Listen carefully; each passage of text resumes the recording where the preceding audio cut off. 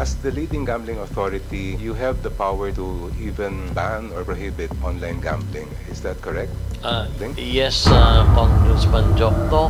When I looked at your vision and mission statement, it doesn't mention anything about protecting the public from gambling harms. Wala rin po ako nakita sa inyong significant achievements about rehabilitation programs. It would seem to me that as the leading gambling authority, that should be part of your primary vision.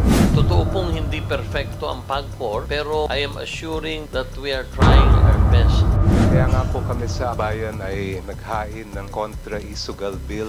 Would you support the bills that we have filed to make sure that this will no longer be a question of administrative change but rather nakataga na sa bato ang mga restrictions on online gambling? I would like to answer in the affirmative, Congressman Jokto. Ako po, kasama ng buong PAGCOR team ay naniniwala na meron pa pong dapat na mga gawin.